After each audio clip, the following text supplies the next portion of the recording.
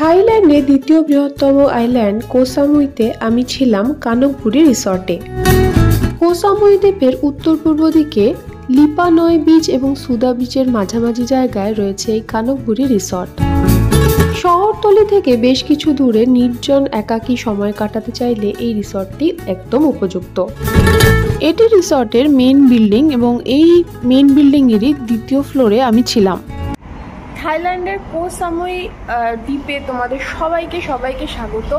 এটা একটা অত্যন্ত সুন্দর একটা দ্বীপ। আমরা দ্বীপের সাইট সিন করবো।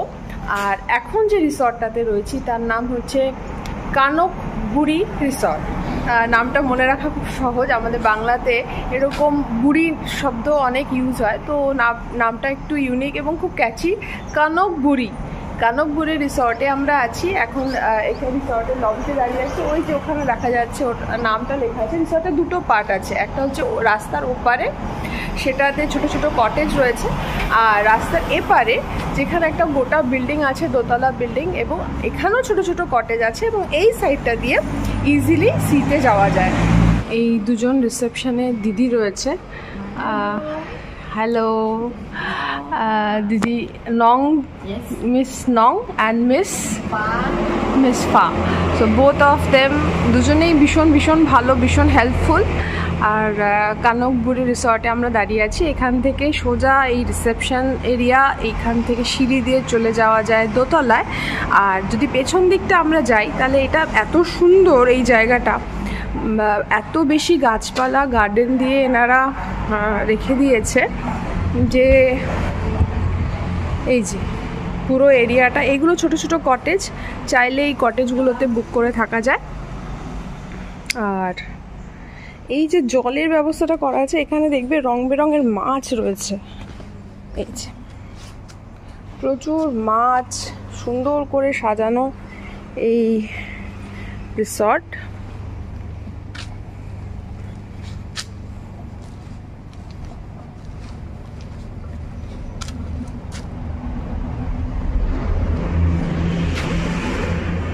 এখান দিয়ে যদি সোজা হেঁটে যাই তাহলে আমাদের প্রথমে পড়বে হচ্ছে ডাইনিং এরিয়া। কনকবুরি রিসর্টটা এতটাই সুন্দর ছিল যে এর একটা ট্যুর ভিডিও না করে আমি পারলাম না। দুপাশে যে কটেজগুলো দেখা যাচ্ছে, এখানেও ইন্ডিভিজুয়ালি রুম নেওয়া যায়। এই কটেজগুলো নিজস্ব সুইমিং পুল রয়েছে। সোজা এগিয়ে যাচ্ছি, বাঁ দিকে পড়বে ডাইনিং হল আর ডান দিকে পড়বে সুইমিং পুল, আর সোজা গেলে পড়বে সমুদ্র। এটা হচ্ছে ডাইনিং এরিয়া। সকাল সকাল এখানে চলে আসতে হয় ব্রেকফাস্টের জন্য। ঠিক ডাইনিং এরিয়ার অপোজিটে রয়েছে হচ্ছে সুইমিং পুল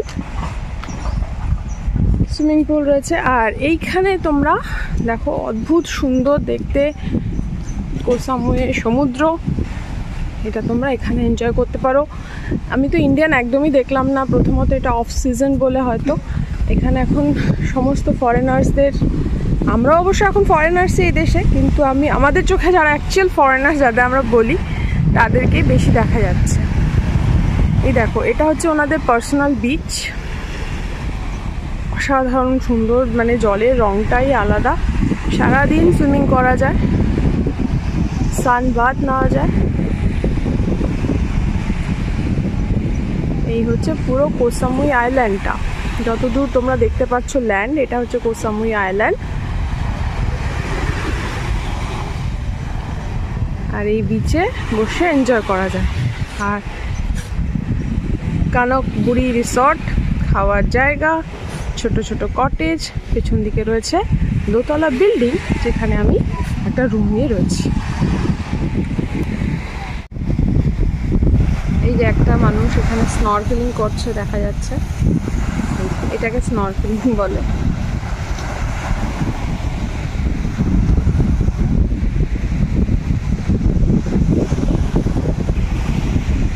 সকাল সকাল তোমরা যদি কোহ সামুইতে চলে আসো তাহলে হোটেলে আগে থেকে ফোন করে প্যাকেজ বুক করে রাখা যায়। যেমন আজকের দিনের যে প্যাকেজটা আমি বুক করেছিলাম সেটা শুরু হবে দুপুর 12টা থেকে। এইভাবে প্ল্যান করলে তোমাদের প্রত্যেকটা দিনই ইউটিলাইজ করা হবে।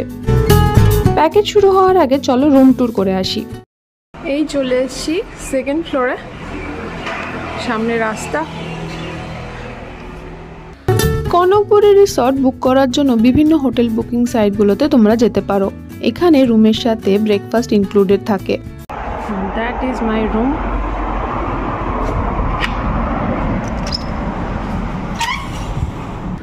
অফ সিজনে হোটেলে ফোন করে বা মেল করেও তোমরা রুম বুক করতে পারো। আমার সাথে কোসামুই ঘুরে বেড়াতে তোমাদের কেমন লাগছে অবশ্যই কমেন্ট করে জানিও।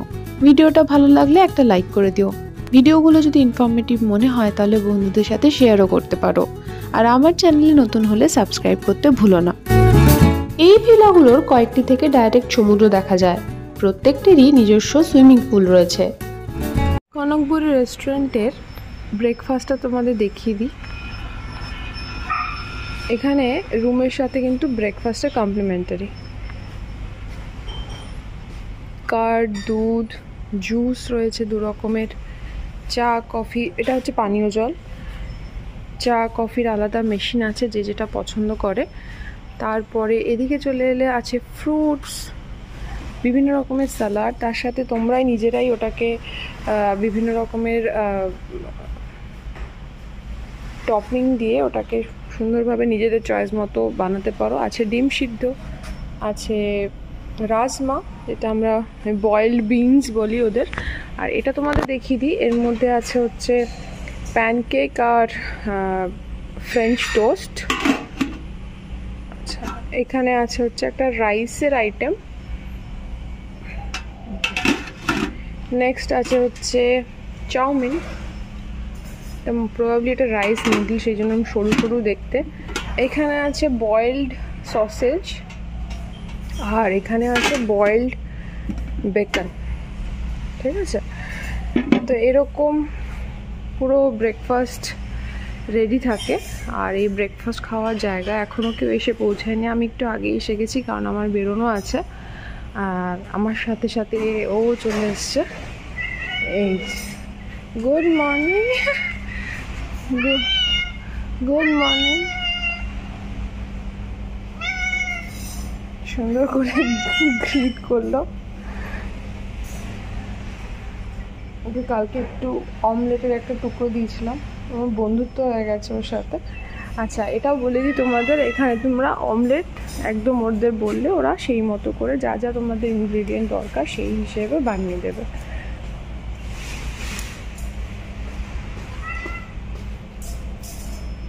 ওভারঅল এই হচ্ছে কনকপুরীর রেস্টুরেন্ট বাফে, ব্রেকফাস্ট বাফে। এই যে আমি এখানে অমলেট বানাবার কথা বলেছি, আমার পছন্দ মতো ক্যাপসিকাম, টমেটো, মাশরুম, পেঁয়াজ, এটা হচ্ছে সালামি, আর এটা হচ্ছে চিজ, বাটার। তো আমার পছন্দ মতো ফ্লেভার দিয়ে অমলেট বানানো যায়, সেরকমই বলেছি, সেরকমই করে দিচ্ছে।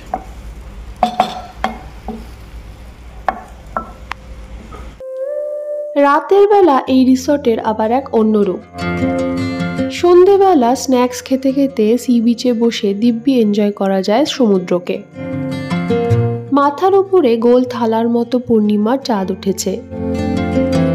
এই চাঁদের স্নিগ্ধ আলোতে শান্ত সমুদ্রকে এনজয় করতে আমার বেশ লাগছিল।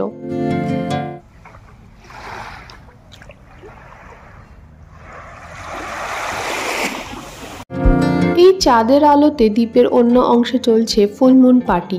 আমি একদমই পার্টি গার্ল নই, আমার সমুদ্রের পাড়ে বসে থাকতেই বেশি ভালো লাগে।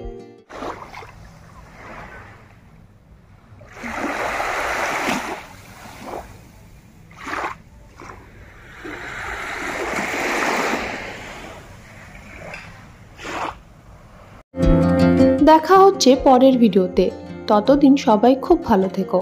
এখন তবে আসি, বাই।